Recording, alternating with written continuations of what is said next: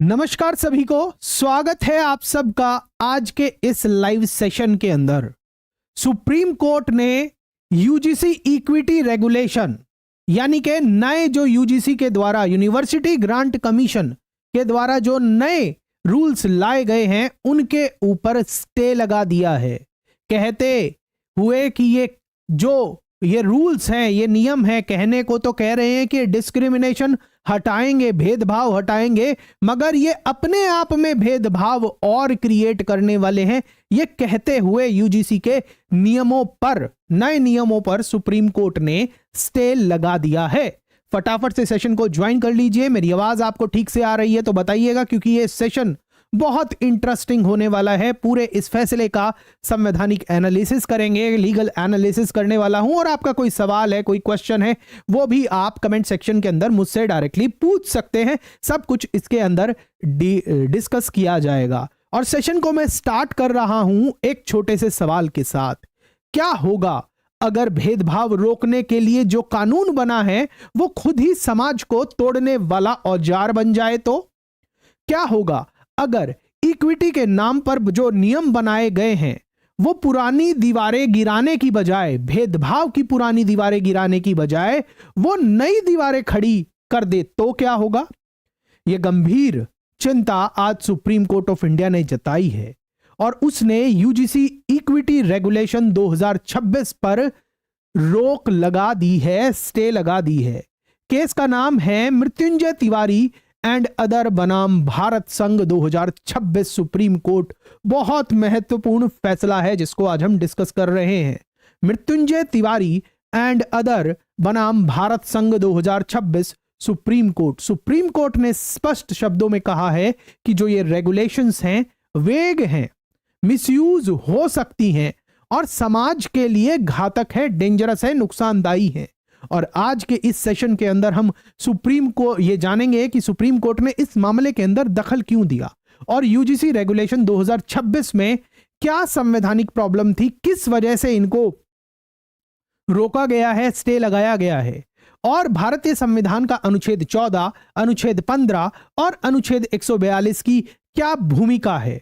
और उसके साथ साथ कोर्ट ने यह क्यों कहा कि unity of India educational institution में दिखनी चाहिए, इसलिए हम इन रूल्स पर स्टे लगा रहे हैं। इस सेशन के अंत तक बने रहिएगा, क्योंकि यह मामला भारत की जो हायर एजुकेशन है और इक्वालिटी लॉ है उसका भविष्य तय करेगा। आपका कोई सवाल है तो आप वो कमेंट सेक्शन के अंदर भी पूछ सकते हैं। आप सीधा मुझसे सवाल पूछ सकते हैं, आपके मैं सवालों का जवाब भी इसी सेशन के दौरान दूंगा। मेरा नाम आशीष जैन है और मैं संस्थापक हूं धून लॉ मेंटर का, जहां हम आपकी तैयारी करवाते हैं न्यायिक सेवा परीक्षाओं की, सहायक अभियोजन अधिकारी परीक्षाओं की और दूसरी कानूनी परीक्षाओं की भी। तो चलिए सेशन को स्टार्ट करते हुए सबसे पहले समझते हैं बैकग्राउंड के बारे में। ये यूजीसी इक्विटी रेगुलेशन 2026 थे क्या, जिसकी वजह से इतना विवाद अभी हाल ही के अंदर हो गया था और मामला सुप्रीम कोर्ट तक पहुंच गया, जिस पर सुप्रीम कोर्ट ने इन रेगुलेशंस पर स्टे लगा दिया है। और मैं आपको अंत में एक बहुत ही दिलचस्प बात भी बताने वाला हूं कि जो ये यूजीसी नए रेगुलेशन ला तो रहा है, इसका भविष्य खुद ही अधर में है, क्योंकि हाल ही में विकसित भारत अधिष्ठान बिल भी पार्लियामेंट से पास होने वाला है, जो यूजीसी को रिप्लेस करने वाला है। उसके बारे में भी डिस्कस करेंगे, तो वीडियो के एंड तक बने रहिएगा। बहुत महत्वपूर्ण बात कर रहे हैं। देखिए, इक्विटी जो यूजीसी के जो ये नए रूल्स हैं जिनको हम जानते हैं यूजीसी इक्विटी रेगुलेशन 2025, इनको समझते हैं कि ये है क्या। UGC equity regulation 2026 higher educational institution यानी कि उच्च शिक्षा संस्थानों में भेदभाव को रोकने के लिए बनाए गए थे। इन रेगुलेशंस ने पुराने यूजीसी रेगुलेशन 2012 को रिप्लेस कर दिया था, बदल दिया था। और ये जब 2026 में ये नए यूजीसी रूल्स एंड रेगुलेशंस लाए गए, इक्विटी रेगुलेशन लाए गए, इनका जो घोषित उद्देश्य था वो ये था कि डिस्क्रिमिनेशन को उच्च शिक्षण संस्थानों के अंदर खत्म करना है, इक्विटी और इंक्लूजन को बढ़ावा देना है, समानता और समावेशन को बढ़ावा देना है, और कैंपस के अंदर वल्नरेबल ग्रुप्स की रक्षा करनी है, जो कमजोर तबका है उसकी रक्षा करनी है। ये रेगुलेशंस उन दुखद घटनाओं के बाद बनाए गए, जैसे कि रोहित वेमुला का केस और पायल तड़वी की मृत्यु कास्ट बेस्ड डिस्क्रिमिनेशन से जुड़ी हुई थी, उसको ध्यान में रखते हुए, ताकि ऐसी भविष्य में कोई स्थिति पैदा ना हो, उसके लिए ये रूल्स एंड रेगुलेशंस बनाए गए थे। लेकिन जल्द ही राष्ट्र के स्तर पर इन रूल्स एंड रेगुलेशन का विरोध होने लगा और मामला सुप्रीम कोर्ट में पहुंच गया, जहां पर सुप्रीम कोर्ट में कई याचिकाएं दायर हुई, जिसमें यह कहा गया कि 2026 की जो ये यूजीसी रेगुलेशंस हैं ये इंक्लूसिव नहीं है, ये समावेशी नहीं है, बल्कि एक्सक्लूजनरी है, बाहर निकालने वाली है। इस मामले के अंदर पेटिशनर अलग अलग थे। पेटिशनर कौन थे? एक तरफ मृत्युंजय तिवारी, दूसरे विनीत जिंदल और तीसरे राहुल दीवान जो पेटिशनर थे, उन्होंने इस मामले के अंदर याचिका दायर की और इन यूजीसी रेगुलेशंस को कैंसिल करवाने के लिए, इन पर स्टे लगवाने के लिए याचिका दायर की। जो याचिकाकर्ता थे उनका इस मामले के अंदर जो पूरा कोर आर्ग्यूमेंट था वो बहुत ही गंभीर था। उनका यह कहना था कि जो ये यूजीसी रेगुलेशन 2026 है वो कुछ वर्गों को प्रोटेक्ट करती हैं, लेकिन बाकियों को ग्रीवेंस रिड्रेसल से बाहर कर देते हैं। कि मान लीजिए अगर देखिए, कुछ को तो ग्रीवेंस रिड्रेसल मैकेनिज्म को प्रोटेक्शन दे दिया और कुछ को बाहर रख दिया। इसका मतलब है कि उनके खिलाफ अगर कोई डिस्क्रिमिनेशन होता भी है तो उनके पास कोई रेमेडी नहीं होगी, कोई उपचार नहीं होगा। आपको अगर यहां तक ये सेशन समझ आ रहा है, पसंद आ रहा है, तो एक बार थम्स अप करके जरूर बता दीजिएगा। और आपको मेरी आवाज भी बिल्कुल ठीक से आ रही है तो वो भी कमेंट सेक्शन के अंदर मुझे बता दीजिएगा। और आप क्या मानते हैं कि यह स्टे लगाया जाना कोर्ट के द्वारा सही है या गलत है, उस पर भी अपनी प्रतिक्रिया कमेंट सेक्शन के अंदर दीजिएगा। अब बात करते हैं सुप्रीम कोर्ट का जो आज का जो महत्वपूर्ण आदेश आया है उसके बारे में बात करते हैं। इंटरिम ऑर्डर जो आया है वो क्या है, इस मामले के अंदर कोर्ट ने आज ऐसा क्या किया जिसके बारे में सब जगह चर्चा हो रही है और इसके संवैधानिक पहलू को भी हम समझते हैं। मामले की सुनवाई कर रहे थे chief justice of India Suryakant और जस्टिस जोयमाला बागची की बेंच ने यहां पर एक बहुत ही मजबूत इंटरिम ऑर्डर दिया है। कोर्ट ने क्या कहा है, कोर्ट ने क्या किया है, उसको समझिएगा आदेश के अंदर। सबसे पहली बात, यूजीसी इक्विटी रेगुलेशन 2026 के ऑपरेशन पर रोक लगा दी है, कि मतलब अब ये जो रूल्स एंड रेगुलेशन है, यूजीसी इक्विटी रेगुलेशन, अब ये लागू नहीं रहेंगे। दूसरा, रेगुलेशंस को अबेयंस में रख दिया गया है, यानी कि जो ये रेगुलेशंस हैं इनको ठंडे बस्ते में डाल दिया गया है। मतलब और दोबारा से जो पुराने वाली रेगुलेशंस थी 2012 की, जो यूजीसी की रेगुलेशंस थी, उनको वापस से प्रतिस्थापित कर दिया है, यानी कि रिवाइव कर दिया है। और इसके साथ साथ जो चौथा काम आज के आदेश के अंदर सुप्रीम कोर्ट ने किया है वो ये किया है कि यूजीसी रेगुलेशन केंद्र सरकार और यूनिवर्सिटी ग्रांट कमीशन यानी कि यूजीसी को नोटिस जारी किया है कि भाई हम इन्हें बिल्कुल ही खत्म क्यों ना कर दें, आपने ऐसे रूल्स क्यों बनाए। इसके ऊपर केंद्र सरकार और यूजीसी को नोटिस भी जारी किया है। और इस मामले की जो अगली सुनवाई है, मामला अभी पूरा क्लोज नहीं हुआ है, इन अंतरिम आदेश आया है जिसके तहत इन रूल्स एंड रेगुलेशंस पर स्टे लगा दिया गया है। अब अगली सुनवाई होगी वो 19 मार्च को होगी। लेकिन यहां पर आपको अभी पूरे मामले का जो आज का अंतरिम आदेश है उसके बारे में सब कुछ बता भी रहा हूं, लीगल एनालिसिस भी आपको करके समझा रहा हूं, संवैधानिक एनालिसिस भी करके समझा रहा हूं। लेकिन जो सबसे महत्वपूर्ण कोर्ट के आज जो ओरल ऑब्जर्वेशन आए हैं, मौखिक ऑब्जर्वेशन आए हैं, वो सबसे ज्यादा इंपॉर्टेंट है। आज के आदेश के अंदर कोर्ट ने यह कहा कि जो रेगुलेशंस हैं ये प्रिमा फेसाई वेग हैं, मतलब क्लियर नहीं है और इनका जो मिसयूज है वो संभव है, इनको मिसयूज किया जा सकता है, इनका गलत इस्तेमाल हो सकता है और ये समाज को डिवाइड कर सकते हैं। मतलब ये समाज के बीच में और बंटवारे की ढाल खड़ी कर सकते हैं। इनके जो लॉन्ग टर्म कंसीक्वेंसेस हैं वो खतरनाक भी हैं, डेंजरस भी हैं। ये कोई रूटीन जुडिशियल इंटरफेरेंस नहीं है, ये बात ध्यान रखिएगा। ये सुप्रीम कोर्ट की तरफ से दी जाने वाली संवैधानिक चेतावनी है। हालांकि हमने ये भी देखा है कि मैं आपको यहां पर अपना पर्सनल ऑब्जर्वेशन दे रहा हूं कि जब से ये फैसला आया है, सुप्रीम कोर्ट के इस फैसले का एक तबका या बहुत सारे लोग इसका विरोध भी कर रहे हैं, इवन पर्सनल अटैक तक किए जा रहे हैं कि कई लोग कोर्ट के फैसले को अपने कन्वीनियंस के हिसाब से फेवर करते हैं। जहां जब ओपन मैरिट का वाला केस आया था वहीं पर वो लोग कोर्ट की तारीफ कर रहे थे, और आज जब ये फैसला आया है तो ये बोला जा रहा है कि अगर जज ही सवर्ण क्लास के बैठे हुए हैं तो फैसला कैसे ठीक आएगा। यहां पर ध्यान दीजिएगा, जब ओपन मेरिट वाला जजमेंट आया था वहां पर भी न्यायाधीश सेम थे। तो अपने कन्वीनियंस के हिसाब से हमें कोई भी फैसला या उस पर टिप्पणी नहीं करनी चाहिए, बल्कि उसकी संवैधानिक स्थिति को समझना चाहिए, और उसी को मैं आपके सामने समझा रहा हूं। एक बात ध्यान रखिएगा, जब ये रिजर्वेशन या फिर एंटी डिस्क्रिमिनेशन वाले जो प्रावधान लाए गए, चाहे संविधान में लाए गए, संविधान निर्माताओं के द्वारा लाए गए या दूसरे कानूनों के तहत लाए गए, इन प्रावधानों को लाने की मंशा सिर्फ एक थी कि जो तबका जिसका शोषण होता रहा है वो बराबर आए, समाज की मुख्य धारा में शामिल हो जाए।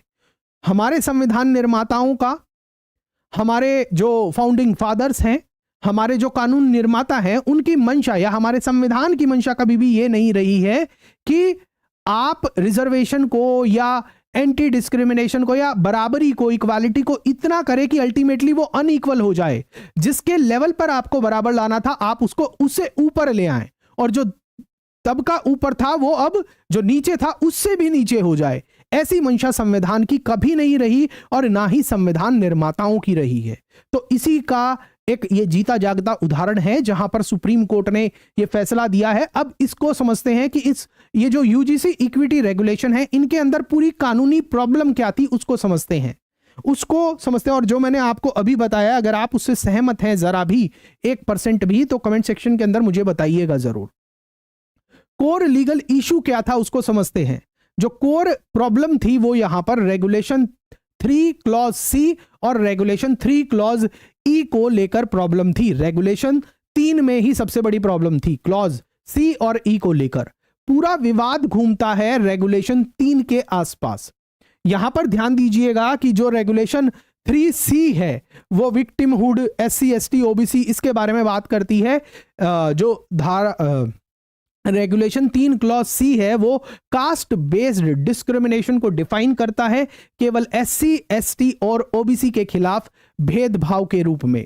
लेकिन इसके इतर जो रूल रेगुलेशन नंबर 3 क्लॉज ई है वो डिस्क्रिमिनेशन को बहुत व्यापक रूप से डिफाइन करता है।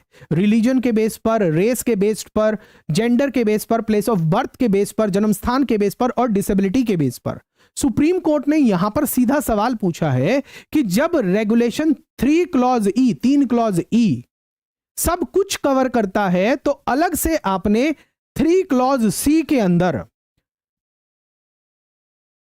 कुछ चीजों को क्यों शामिल किया और आपको 3 क्लॉज सी अलग से बनाने की क्यों कोशिश की? आप एक ही डेफिनेशन रख सकते थे, यूनिफॉर्मिटी रख सकते थे, आपने दो तरीके की डिस्क्रिमिनेशन क्यों दी, 3 क्लॉज सी के अंदर और 3 क्लॉज ई के अंदर? यहां पर कोर्ट ने कहा, जो महत्वपूर्ण बात कही कोर्ट ने वो यही की कि ये डिस्क्रिमिनेशन के अंदर ही डिस्क्रिमिनेशन है, मतलब भेदभाव के अंदर भी भेदभाव है।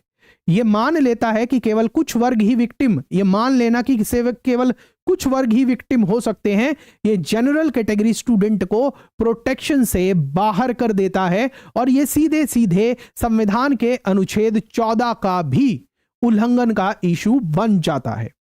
अब आगे बढ़ने से पहले मैं आपसे एक सवाल पूछना चाहता हूं कि आपके अनुसार एंटी डिस्क्रिमिनेशन लॉ सभी छात्रों को बराबर सुरक्षा देने वाला होना चाहिए या सिर्फ और सिर्फ कुछ वर्गों को ही देने होने वाला होना चाहिए? आपकी राय कमेंट सेक्शन के अंदर जरूर बताइएगा। अब बात करते हैं इस पूरे केस के एक संवैधानिक एनालिसिस के बारे में, जहां पर हम अनुच्छेद 14 के बारे में बात करेंगे, अनुच्छेद 15 के बारे में बात करेंगे और नॉन रिग्रेशन के बारे में बात करेंगे। भारतीय संविधान का जो अनुच्छेद 14 है वो राइट टू इक्वालिटी के बारे में बात करता है।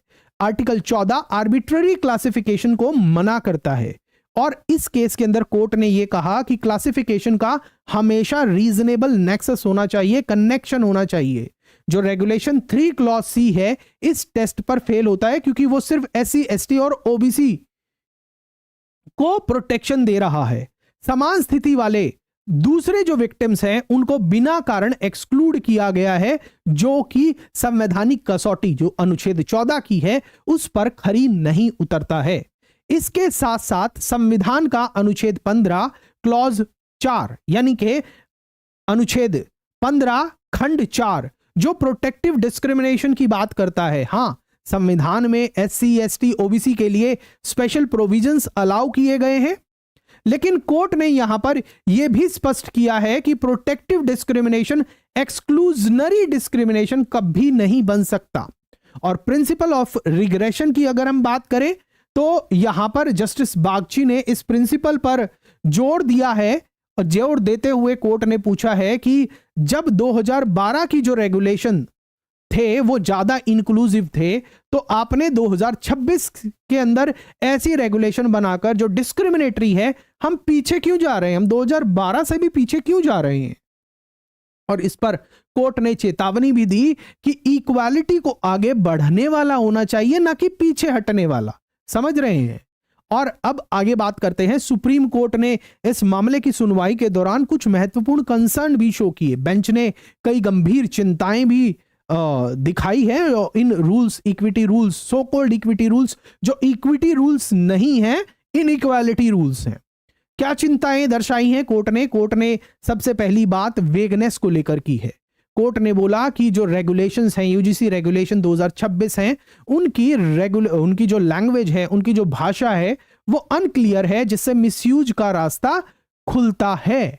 और दूसरा जो कंसर्न जो सुप्रीम कोर्ट ने जताया वो रैगिंग के ओमिशन के बारे में जताया।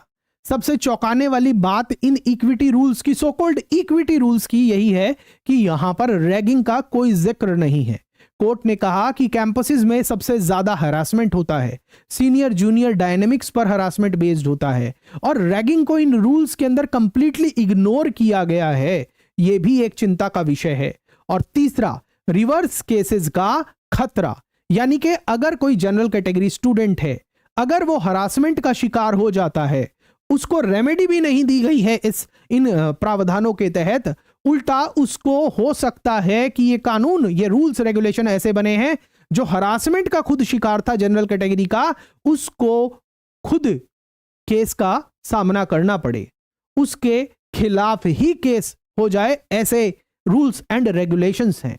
और चौथा, सेग्रीगेशन जैसे उपाय, सेपरेट हॉस्टल जैसे सुझावों पर चीफ जस्टिस ऑफ इंडिया ने कहा कि for God sake don't do this. मतलब कि जहां पर ये यूजीसी रूल्स हैं वो ये कह रहे थे कि एससी एसटी ओबीसी के लिए अलग से हॉस्टल बनाए जाएं, इस पर चीफ जस्टिस ऑफ इंडिया ने कहा कि भाई ऐसा मत करो, अंग्रेजों वाली मानसिकता छोड़ो, तुम क्यों बंटवारे की बात करते हो, समन्वय की बात करो ना। कोर्ट ने कहा कि एजुकेशनल इंस्टीट्यूशंस को जोड़ना चाहिए, समाज को सेग्रीगेट नहीं करना चाहिए, बांटने वाले नहीं होने चाहिए एजुकेशनल इंस्टीट्यूशन। आप मुझे बताइए, क्या आप इस बात से इत्तेफाक रखते हैं, क्या आप इस बात से एग्री करते हैं कि जो एजुकेशन है, अगर पढ़ा लिखा इंसान भी बंटवारे में बटेगा तो कैसे चलेगा? आप बताइए, क्या आप इस बात से सहमत हैं, एग्री करते हैं कि एजुकेशन या फिर एजुकेशनल जो शिक्षण संस्थान हैं, उनको जोड़ने की मानसिकता पर जोर देना चाहिए, ना कि तोड़ने की मानसिकता पर? आप सहमत हैं क्या इस बात से? अब आगे बात करते हैं, आगे बात करेंगे, कुछ और बहुत महत्वपूर्ण बात अभी बाकी है, मगर उससे पहले मैं आपसे एक सवाल पूछना चाहता हूं कि आपके अनुसार डिस्क्रिमिनेशन को रोकने के लिए, भेदभाव को रोकने के लिए इंटीग्रेशन कि सबको साथ लेना बेहतर है या फिर सेग्रीगेशन, सबको अलग अलग कर देना बेहतर है? कमेंट में अपना जवाब जरूर लिखिएगा, इंटीग्रेशन या फिर सेग्रीगेशन। अब बात करते हैं इस मामले के अंदर सुप्रीम कोर्ट ने अनुच्छेद 142 का उपयोग क्यों किया और उसका उपयोग करते हुए क्यों इन नियमों पर स्टे लगाया है। Invoking article 142 of the Indian constitution, आप उसको समझते हैं। यहां पर सुप्रीम कोर्ट ने आर्टिकल 142 का इस्तेमाल किया है, अनुच्छेद 142 का इस्तेमाल किया है, और ऐसा कंप्लीट जस्टिस यानी कि पूर्ण न्याय करने के लिए किया गया है, क्योंकि 2026 की जो यूजीसी रेगुलेशंस हैं वो स्टे हो गए हैं, स्टूडेंट को प्रोटेक्शन के बिना छोड़ा नहीं जा सकता था। इसलिए कोर्ट ने 142 की पावर को यूटिलाइज करते हुए जो पुराने नियम थे यूजीसी रूल्स 2012 के, उनको वापस से लागू कर दिया है। देखिए, जब से यूजीसी रेगुलेशन 2026 आए थे तो पुराने वाले लॉ, पुराने वाले रेगुलेशंस खत्म हो गए थे। अब जब इन पर 2026 के रूल्स रेगुलेशन पर स्टे लगाया तो ऐसी स्थिति के अंदर छात्रों को बिना प्रोटेक्शन के नहीं छोड़ा जा सकता था। तो ऐसी स्थिति में सुप्रीम कोर्ट ने अनुच्छेद 142 का सोशल इंजीनियरिंग करते हुए, उसका उपयोग करते हुए दोबारा से 2012 वाले जो रूल्स एंड रेगुलेशंस हैं उनको लागू कर दिया है। इसका मतलब है यूजीसी रेगुलेशन 2012 अब लागू रहने वाले हैं जब तक इस मामले पर कोई आगे का आदेश नहीं आ जाता। इससे क्या सुनिश्चित हुआ? इससे यह सुनिश्चित हुआ कि पूरे केस के अंदर कोई भी लीगल वैक्यूम ना बने और जो ग्रीवेंस रिड्रेसल है वो चलता रहे और इक्विटी और प्रोटेक्शन में भी बैलेंस बना रहे। कोर्ट ने यहां पर यह भी सुझाव दिया कि एक्सपर्ट कमेटी बननी चाहिए, एमिनेंट जूरिस्ट की, सोशल थिंकर्स की, और रेगुलेशंस को दोबारा केयरफुली ड्राफ्ट किया जाए। मतलब जो ये यूजीसी रूल्स 2026 आए हैं इनको दोबारा से ड्राफ्ट किया जाए, सुधार करके ड्राफ्ट किया जाए। अंत में हम अपने कंक्लूजन पर चलते हैं। कंक्लूजन पर जाने से पहले मैं आपको एक बहुत इंपॉर्टेंट बात बोलना चाहूंगा कि जो हमारे संविधान निर्माता थे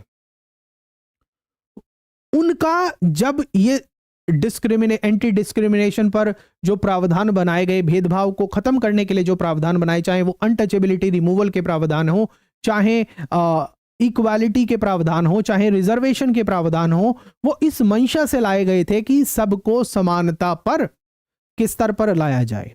यानी के समझिएगा, हमारे जो फाउंडिंग फादर्स हैं संविधान के, उनकी कभी भी यह मंशा नहीं होगी कि उस समय पर या जब ये कहते हैं कि जो पिछड़ा वर्ग है जो उस समय पर था उस पर सामान्य वर्ग नीचे आ जाए और पिछड़ा वर्ग जनरल कैटेगरी से ऊपर आ जाए, दोनों को समान स्थान पर लाने का था। और यही संवैधानिक मंशा भी है कि सामाजिक न्याय करना है, सबको इक्वल करना है।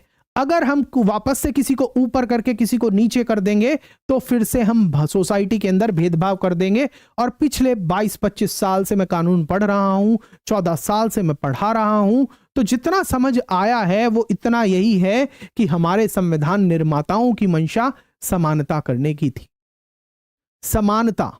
इसीलिए जो रिजर्वेशन के प्रावधान हैं वो कुछ समय के लिए आए थे, मगर क्योंकि हम जो डिजायर्ड इक्वालिटी थी उसको अचीव नहीं कर पाए तो इसलिए वो चल भी रहे हैं। ये बात ध्यान रखिएगा। संवैधानिक जस्टिस जो है वो बैलेंसिंग ऑफ कॉन्फ्लिक्टिंग इंटरेस्ट की बात करता है, संतुलन की बात करता है।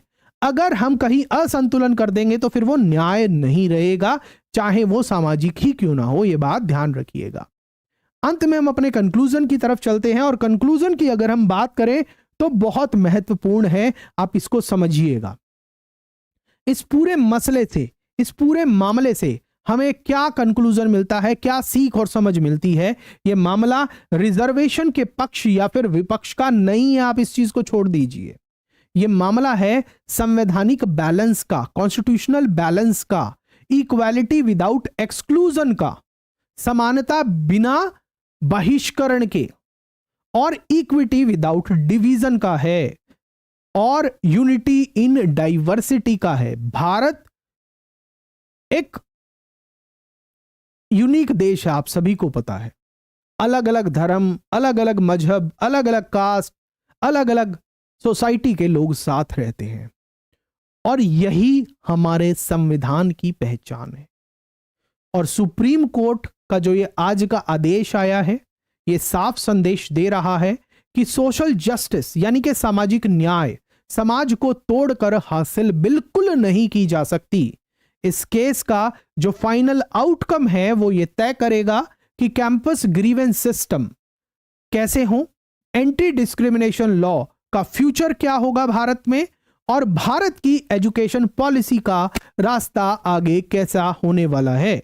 इसी के साथ जो ये हमारा आज का सेशन है ये पूरा होता है।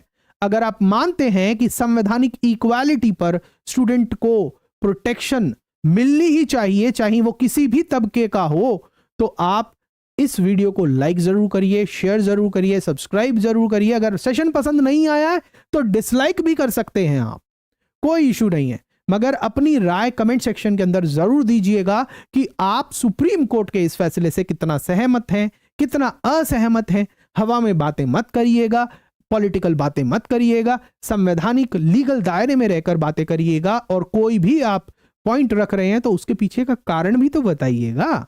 आपकी राय क्या है, मुझे इंतजार रहेगा आपकी राय को जानने का। आप चैनल को सब्सक्राइब कर सकते हैं। इसी तरीके के लीगल एक्सप्लेनर को समझने के लिए, सीखने के लिए। और हमारे साथ अगर आप जुडिशरी और एपीओ एग्जाम की या दूसरे लॉ एग्जाम की तैयारी करना चाहते हैं तो आप हमारी app Doon law mentor Google play store से आप इंस्टॉल करके हमारे कोर्सेज में भी एनरोल कर सकते हैं। मिलता हूं मैं आपसे नेक्स्ट सेशन में। जय हिंद।